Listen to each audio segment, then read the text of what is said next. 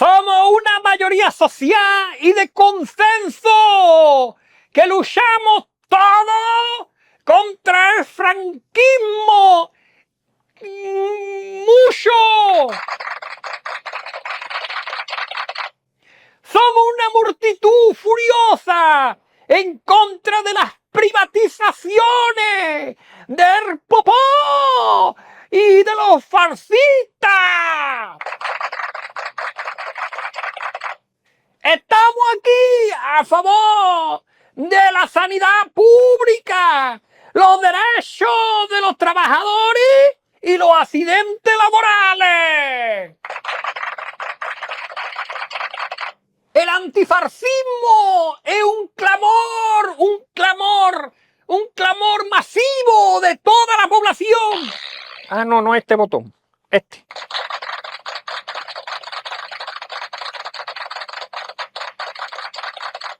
Ay, Dios mío, a ver si se acaba de una puñetera vez esta miseria y me puedo ir a mi casa a plantar fresa en el balcón y Arsenao a cobrar de vez en cuando.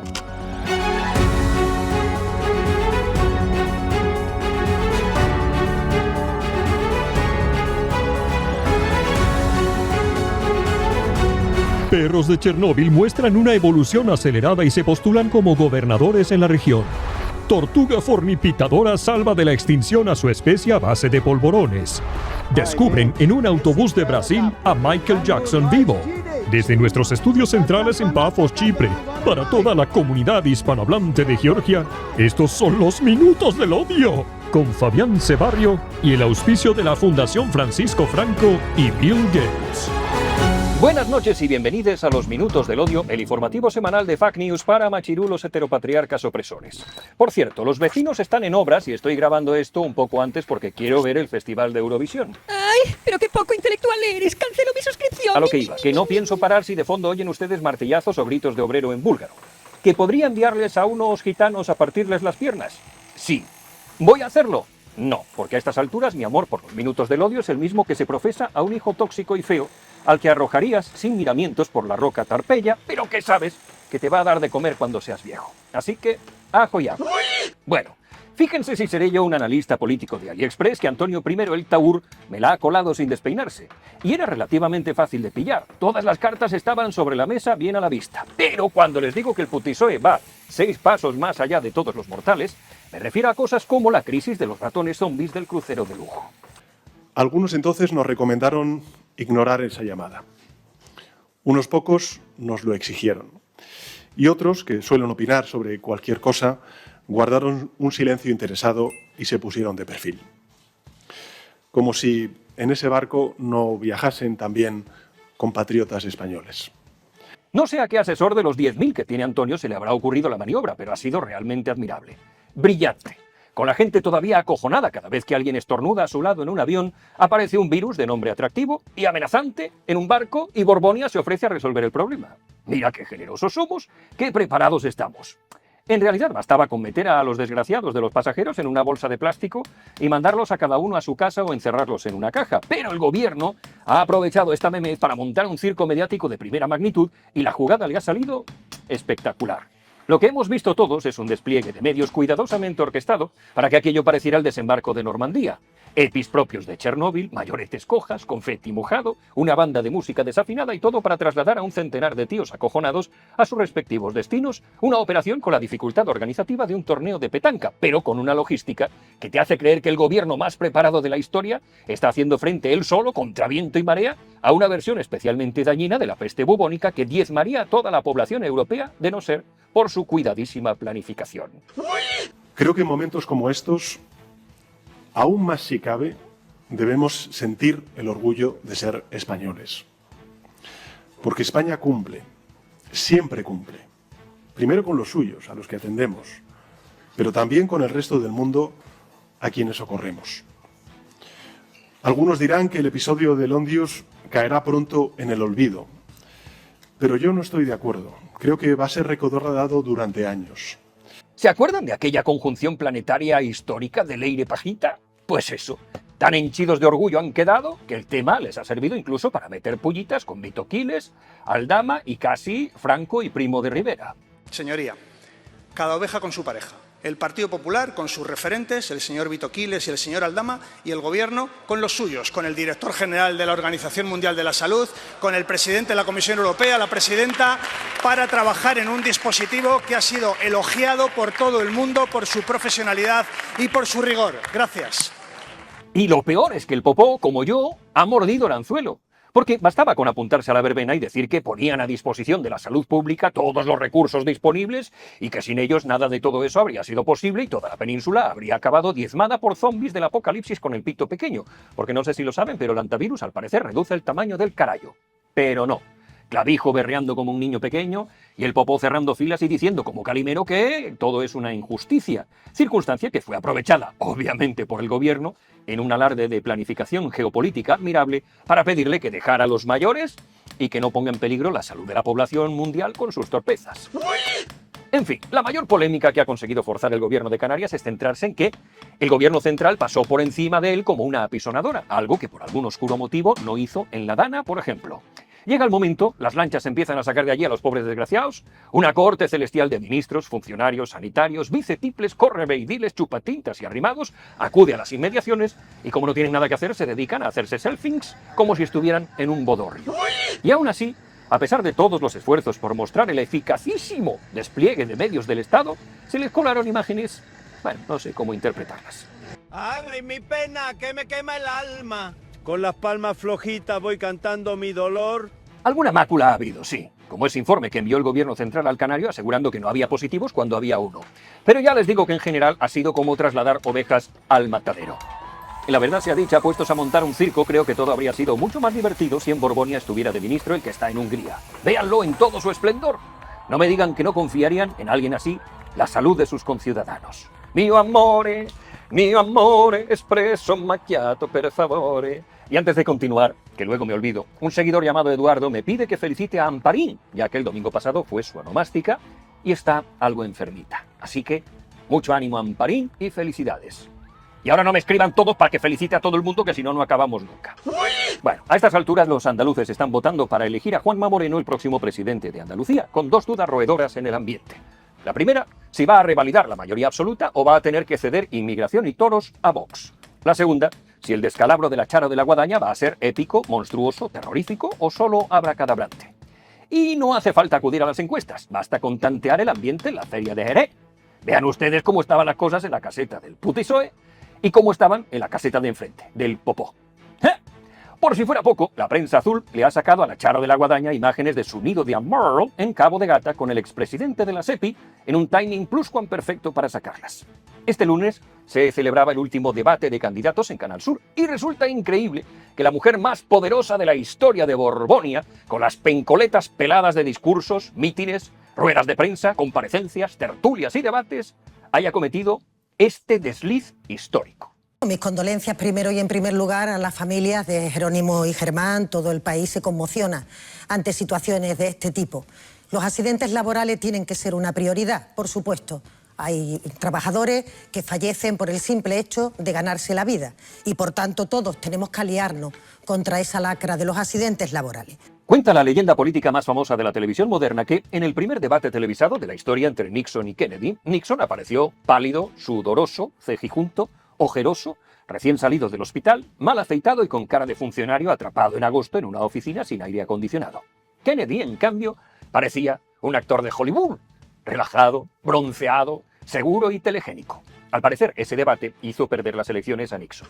La Chara de la Guadaña en realidad no estaba en esta situación y de todos es sabido, sobre todo ella, que se va a dar una hostia monumental. Pero decir que la muerte de los guardias civiles es un accidente laboral es propio de un concejal de esos que meten para cubrir la cuota de zopencos en Arroyo del Maricón, provincia de Zamora. La Charo ha intentado arreglarlo asegurando que ella no es quien para saber qué es y qué no es un accidente laboral, pero me temo que sus explicaciones confusas llegan un poquito tarde. Suspendimos la campaña porque entendimos que los hechos eran tan graves que requerían ese luto y por tanto así lo hicimos y me llama la atención, ¿no? Porque yo en ningún momento ni quise ni tengo criterio para calificar nada. Vamos a asumir por un momento que se trata de un accidente laboral como hipótesis de trabajo, que no lo es, pero vamos a asumirlo. Cuando hay un accidente en una empresa, el empresario se enfrenta a multas administrativas bastante serias, indemnizaciones, recargos en prestaciones y a responsabilidad penal si el accidente fue grave y faltaban medidas de prevención, como parece indicar que es el caso. Aunque el trabajador haya cometido una imprudencia, en Borbonia la carga suele recaer muchísimo más sobre la empresa. La lógica jurídica es que el empresario tiene el deber de prever la estupidez humana dentro del entorno laboral. La Guardia Civil es una fuerza de seguridad estatal. Depende del Gobierno central, concretamente del Ministerio del Interior, en la mayor parte de sus funciones, de lo que se deduce que la candidata Montero estaba echando la culpa a Marlaska. A esto hay que sumar que el PSOE ha bloqueado en el Congreso una ley que declare a la Guardia Civil y Policía como profesión de riesgo. El motivo se lo pueden imaginar, pero se lo digo yo. Porque es una ley impulsada por el popó y por lo tanto ¡no! Y la jugada en este contexto les ha salido un pelín regulera. En todo caso, no sé si la Charo de la Guadaña iba puesta o bebida, pero llegó a soltar cosas como esta. Por tanto, señor Moreno Bonilla miente cuando habla de supuestos agravios con Cataluña. Jamás hubiera hecho un modelo de financiación que hubiera beneficiado a Andalucía, Jamás hubiera hecho un modelo de financiación que hubiera beneficiado a Andalucía. Bueno, ahí tenemos un político que por una vez dice la verdad. Y eso que el nivel del debate era, por ser suave, abisal. Perdón, quiero interrumpir porque hay alguien que está hablando aquí mientras algunos hablamos. Y me parece que deben mantenerse en silencio. Están en ello. Estaría bien que las dos intervenciones ha coincidido con una interrupción. Le pedimos disculpas, señor Maillo. Están tratando de solucionarlo. Que pueden a partir de este momento intervenir. ¿Nadie quiere tomar la palabra? Nadie quiere hablar que de si queréis hablar economía. de economía. Pasa que habla un minuto y tampoco se trata de acumular todos los tiempos. Total, que la plana mayor del PSOE, con Antonio a la cabeza, se ha volcado en estas elecciones porque muchos las ven, inevitablemente, como una especie de antesala de las generales. Y algunos incluso llegan a fantasear, bendita ilusión, con que, si el resultado es contundente, Antonio por fin va a dar su brazo a torcer. Pero como vive en una ensoñación permanente, pues ya le digo yo que no. Si con una pandemia, con un volcán, con una emergencia sanitaria como el antivirus, con una guerra en Ucrania, con otra guerra en Irán, con el genocidio en Palestina, con todo esto hemos sido capaces de crecer, de crear empleo, de redistribuir el crecimiento, ¿qué no seremos capaces de hacer con María Jesús Montero como presidenta de la Junta de Andalucía aquí en Andalucía? Tengo entendido que Antonio va a seguir los resultados electorales desde la sede federal del PSOE en Ferraz, no desde el fango de la sede regional de la Sociedad de la Nieve. Que no es más que decirle a la Charo, mira, niña, apáñatelas tú, te comes el marrón, que ya te buscaremos una puertiña giratoria cuando todo esto se haya calmado. Como en términos generales, los resultados que ofrece Juanma Moreno no son del todo malos, la izquierda ha decidido centrar sus esfuerzos pedagógicos en defender lo público. La idea es clara. Todo lo que toca la derecha lo privatiza, así que mucho cuidado con los fachas. Y lo han hecho a lo largo y ancho del territorio con eróticas consecuencias. Por ejemplo, el bochorno de esta mamerta. Sabéis que se han hecho públicas. La situación de las escuelas infantiles en Madrid en este momento es, por una parte, que las familias estamos abandonadas, que 3 de cada 4 familias que hemos pedido plaza en una escuela infantil municipal nos hemos quedado sin plaza. Son 8.000 menores, son 8.000 familias que a partir del próximo curso estarán obligadas a pagar 500 o 600 euros de escuela infantil privada sin ser esa su primera elección. No digo que los datos no sean ciertos, porque la tendencia, gobierne quien gobierne, parece ser pagar más y obtener menos siempre. Pero es que esta señora se levanta más de 100.000 euritos anuales de salario. ¿A santo de qué coño tiene que pedir plaza en una guardería pública? Normal que no se la den. 870.000 euros desde 2015. De tu dinero. El mío no, que yo soy chipriota. Ellos no quieren una sanidad pública y universal. Lo que quieren es una sanidad privada y privativa para la clase media y trabajadora de Andalucía y del conjunto del país. Por eso, cuando habléis estos días con vuestros vecinos y vecinas para argumentar por qué hay que votar el próximo 17 de mayo y por qué hay que votar a María Jesús Montero como próxima presidenta de la Junta de Andalucía, hay que decirles que mal negocio para Andalucía el que continúen gobernando aquellos que quieren hacer negocio con la sanidad pública. El argumento hace un poco agua, sobre todo si miramos las cifras con un poco de rigor. El maligno Juanma Moreno, fascista donde los haya, ha destinado el 4% del presupuesto de sanidad a lo privado y el muy ecoresiliente Illa, en Cataluña, el 22%. Que entiéndame, yo soy un firme defensor de privatizaciones. En Chipre está casi todo privatizado y la sanidad funciona del copón. Pero no me digas que Toma Moreno es un capitalista maligno si los tuyos multiplican por 5 la cantidad destinada a lo privado.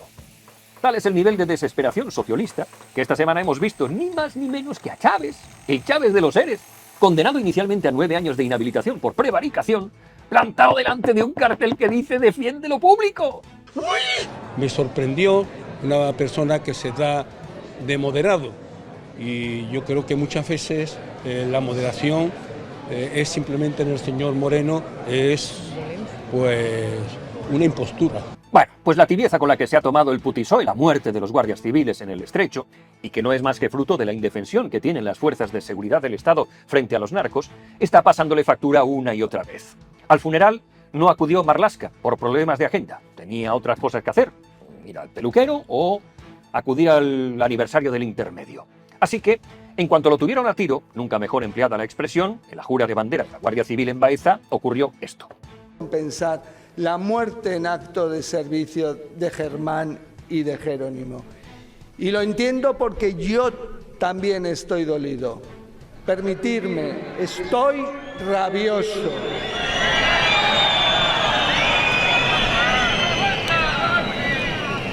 Pero desengáñense, también los del otro bando hacen un poco el imbécil, y además de un modo sublime. Escuchen a Juanma Moreno on fire. Yo te voy a pedir una cosa, querido Alberto, querido presidente. Cuando sea presidente del gobierno, 2 cosas te voy a pedir. La primera, que reformes el Código Penal para que todos los que participan en la cadena del narcotráfico paguen por ello, que paguen de manera dura por ello.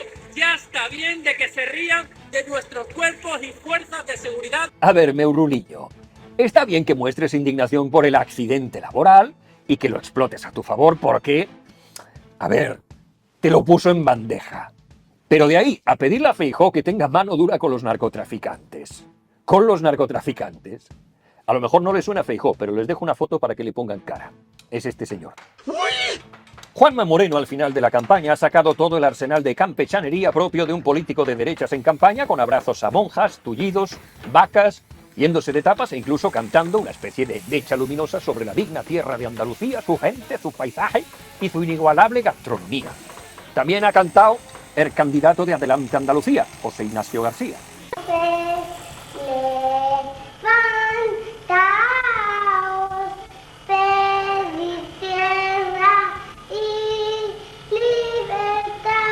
¡Qué riquiño es, ¿verdad? Vamos todos a votarle, que es buena gente. Mira cómo cantaba de pequeñiño. No, ahora en serio. Adelante Andalucía ha hecho una campaña muy, pero que muy buena, hasta el punto de que muchos aseguran que podría ocurrir un fenómeno semejante al de la Chunta en Aragón. Se basa en algo parecido. Adelante Andalucía reniega de los gobiernos de coalición y reivindica una colaboración distanciada y más exigente que ate en corto al PSOE y negocie todo votación a votación.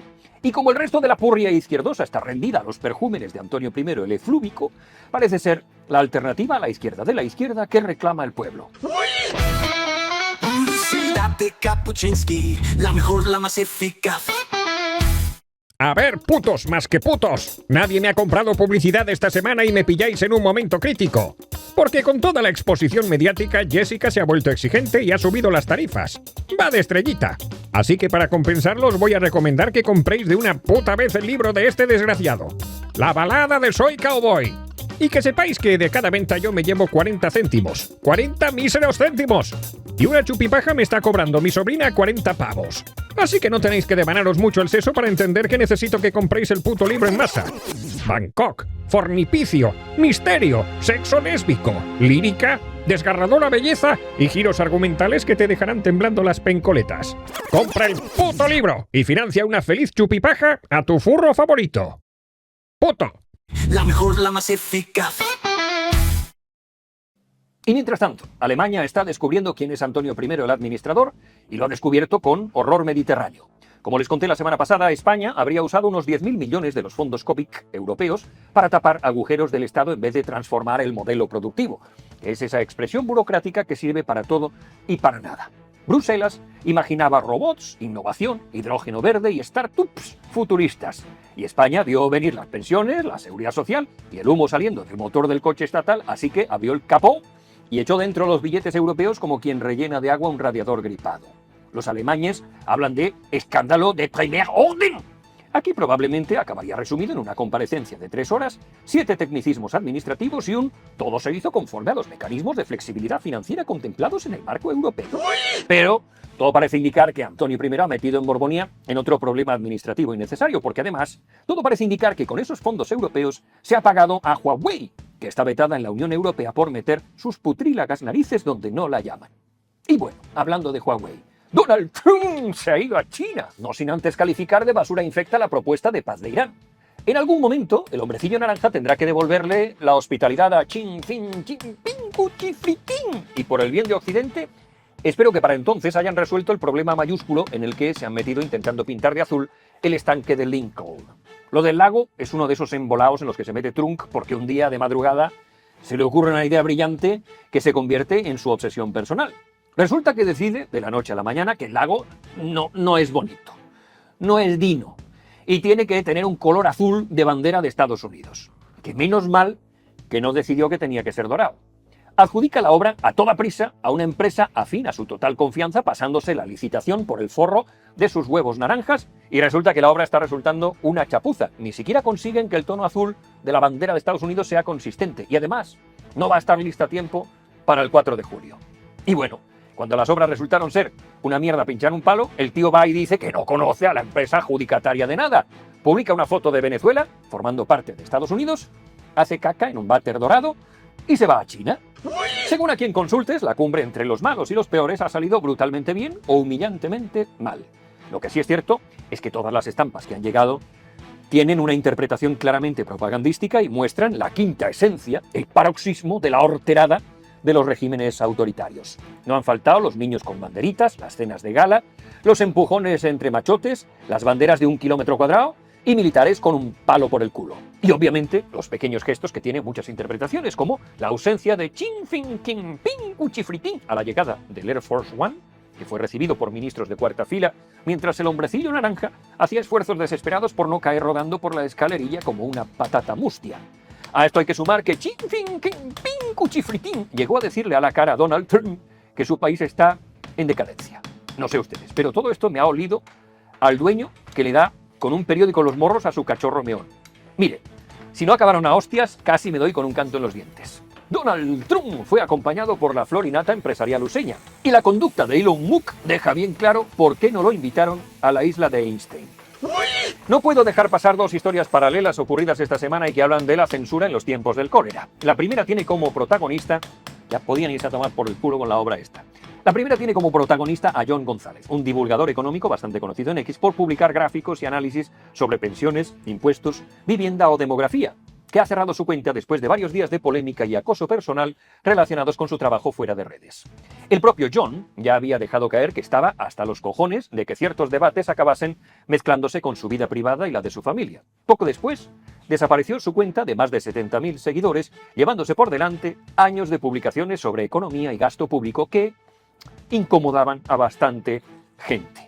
La reacción posterior ha sido casi más reveladora que el cierre. Economistas, analistas y figuras de distintos espectros ideológicos lamentando que alguien acabe largándose de Internet simplemente por discutir datos incómodos. Basta que un tipo empiece a juntar estadísticas, gráficos y 4 razonamientos medianamente sólidos sobre pensiones, vivienda o salarios para que acabe tratado por la rojambre, como si hubiese intentado envenenar el suministro de agua de la ciudad. John González, al final, no dejaba de ser un ciudadano con conocimientos económicos y cierta capacidad para explicar cosas complejas sin sonar a folleto ministerial. La vieja fantasía inquisitorial adaptada al siglo XXI.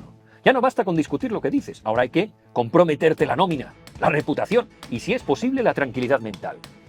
Y lo más fascinante es que quien suele participar con más entusiasmo de estas cacerías suele ser gente que vive instalada en una liturgia permanente de la sensibilidad, los cuidados, la empatía terapéutica, la violencia política. Individuos que convierten cualquier conversación en una homilía emocional sobre espacios seguros, vulnerabilidades, afectos, pero que después disfrutan viendo cómo una turba digital intenta triturar a alguien por publicar gráficos incómodos sobre el sistema de pensiones.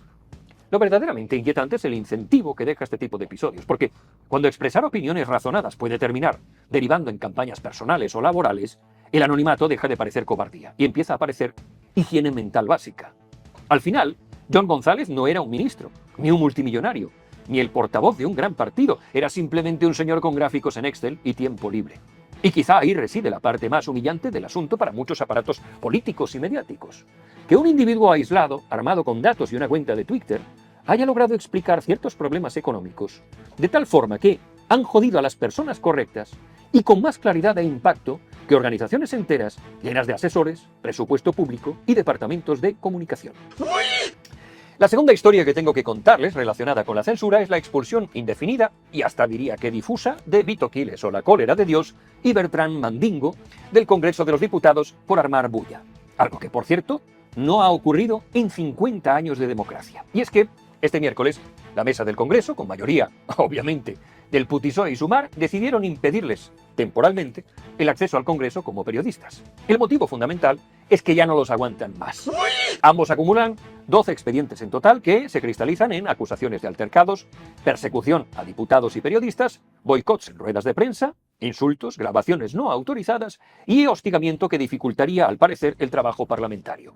Huelga decir que esta medida es arbitraria y apesta a censura, la mires por donde la mires. En el caso de Mandingo es incluso discutible, porque es cierto que el tío hasta ha perseguido insultando a diputados, pero no en el caso de Vito Quiles, cuyas intervenciones pueden parecer marrulleras, pero únicamente porque hace frente a los impedimentos que ponen tanto los políticos como los mal llamados compañeros a la realización de su trabajo. Sin embargo, además, todo parece indicar que la mesa del Congreso se ha pasado de frenada. La reforma de 2025 que hace posible esta expulsión se aprobó específicamente para poder actuar contra este tipo de periodistas. Esto de por sí debería hacer saltar los sentidos arácnidos de la democracia, pero es que además la suspensión se ha dado sin haber dado previamente trámite a alegaciones a los afectados en este procedimiento concreto. Además, si bien la medida es cautelar, se describe como indefinida mientras se resuelven los expedientes, algo que puede prorrogarse cada 15 días, por lo que en realidad estamos ante una sanción anticipada. Pero es que además, que sea la mesa, vampirizada por Sumar y el PSOE la que decida sobre las acreditaciones, plantea dudas más que razonables sobre la transparencia y la libertad de prensa, porque ya sabemos estos dos cómo se las gastan. Los telediarios, a mí dadme los telediarios. En realidad lo que tendrían que haber hecho los rojos es torear a estos dos. Si hay argumentos, se los planteas, y si no los hay, como suele ocurrir, hacer una 13-14 como las que hace Rufián e incluso la Viudiña o Carri Cara de Pobre, que sí encaran a los periodistas, o pseudoperiodistas, o militantes, y les cantan las 40, que es uno de los motivos por los que perciben sus principescos salarios. Cuando ustedes ven a Vito Quiles saltar de acá para allá como una mona y montar una algarabía alrededor de un político, gran parte de la culpa es del político. Y si no, vean a doña Rogelia. Buenos días, señor Almeida. Bueno, ¿quiere saludar antes? Si no me saluda a mí. He traído un termo para desayunar, porque es la nueva sección, el desayuno de Ismael. Sí. Sí. ¿Quiere tomarse un café conmigo? No, es que hay mejor compañía ahí dentro. Bueno, la verdad, está entre los suyos, además, el que usted es devoto. ¿Qué le iba a decir? ¿Sabe que he visto la gente... que no de Vox. Bueno, pero a veces lo parece. He visto que va a hacer una misa en el Santiago Bernabéu, el Papa. Le han dicho que no se pueden pasar de decibelios. Que si no, allí no se puede. Bueno, para rezar, se puede rezar también en voz baja, no hay problema, no te preocupes. Más cosas. Yo te recomendaría que fueras. ¿Usted cree que lo necesito? Puede ser. Desesperadamente, además. Bueno, además yo no tengo la comunión hecha ni el bautizo, o sea, yo soy... Bueno, pues es una oportunidad única. Y no mucho más. Si se dedican ustedes al noble arte de la tanatoestética, que sepan que Moncloa necesita un maquillador personal para Antonio I el Esteta. El sueldo es de más de 80.000 napos y solo tienen que pintarle de vez en cuando unas franjas en las mejillas para que parezca más preocupado por los sinsabores inherentes a su cargo.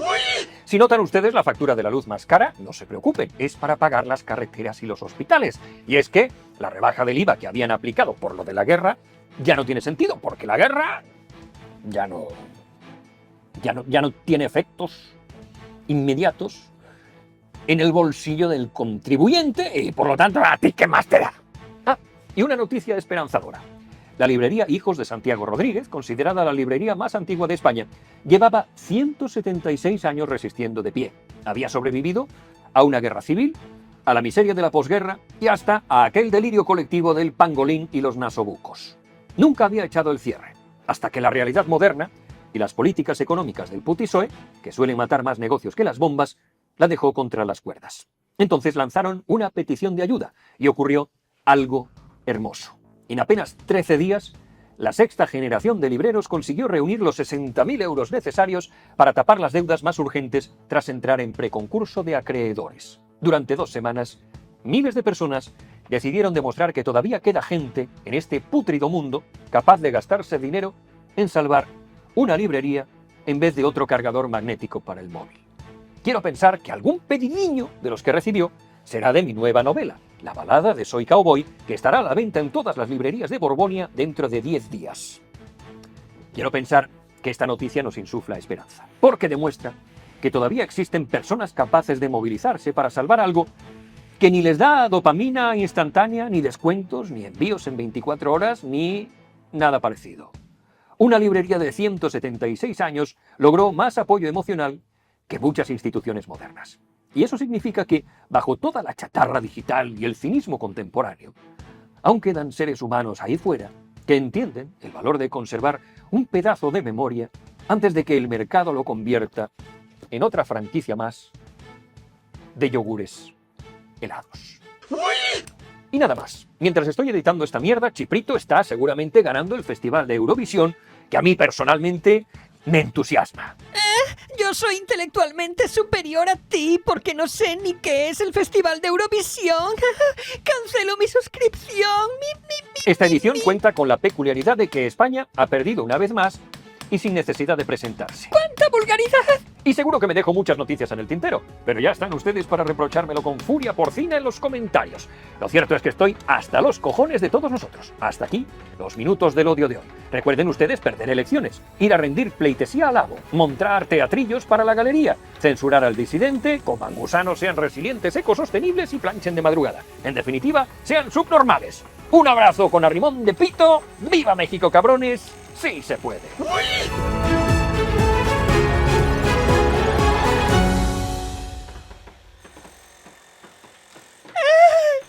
¡Pero qué vergüenza! Alguien que se las da de intelectual, viendo Eurovisión. Me sangran los ojos y los oídos. No sé cómo alguna vez pude darme de alta en este canal. Voy a cancelar mi suscripción, pulsando el botón tan fuerte que me sangrarán mis dedos.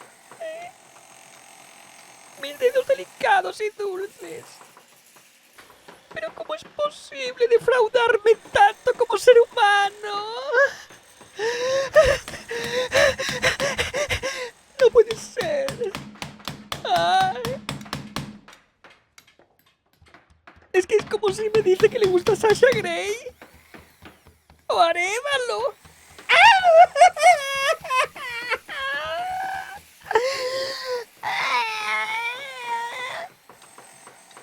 Y además con esos martillazos de fondo.